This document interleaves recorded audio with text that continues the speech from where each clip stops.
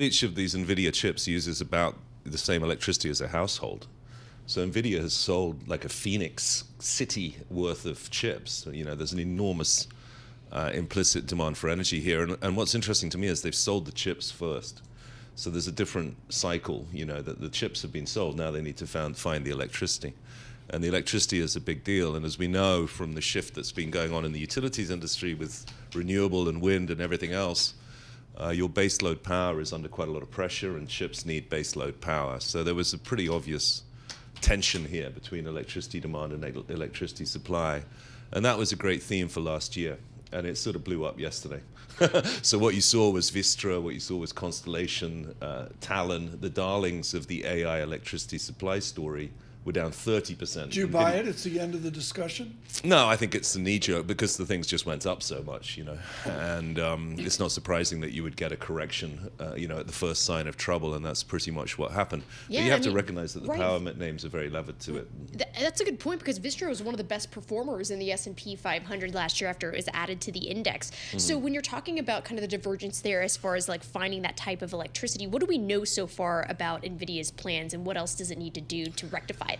Well, that's where it gets very tough, because it's just been a very grey area, And so what was going to be a big week this week was going to be what's Meta saying about CapEx, what's Apple saying about CapEx, what's Tesla saying about CapEx, and they're all falling over each other to buy more chips. Because it's all the biggest customers of NVIDIA chips. The biggest customers, and also the perceived bottleneck was the chip. But ultimately, if you look at the electricity situation, it's fascinating, because what we've been saying is, look, you're going to have the most dynamic industry in the world here, which is AI and chips, is going to meet the sleepiest, which is U.S. utilities, U.S. regulators, U.S. state, NIMBYs, you name it. But Paul, Texas's grid is unprepared for this, right? That's correct, though. Well, yes and no. It's unprepared insofar as demand growth has been so extraordinary. Look at the Texas economy. Look at the population growth. Look at the Bitcoin industry. Right. It's crazy. This is why we've argued that oil prices going down will be negative for the U.S. economy, because the single biggest driver of the U.S. economy has actually been Texas. It's the second biggest economy in the U.S., and it's the 8th biggest economy in the world in its own right. So so it's not surprising they run out of power. Well, the repercussions that could come with this.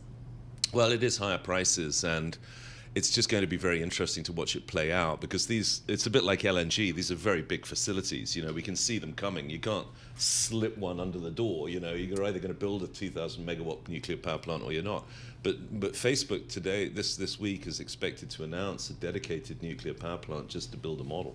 Where? And you have somewhere in the U.S. Somewhere in the U.S. Yeah, exactly. And you have to, any time as oil analysts where we say, look, whenever we see CapEx booms of this scale, they always end badly. There's too much competition. Exactly. There's an arms race. Yeah. They're not going to make the revenues they thought they would. 4 out of the 5 players here will probably be embarrassed and humiliated and a lot poorer.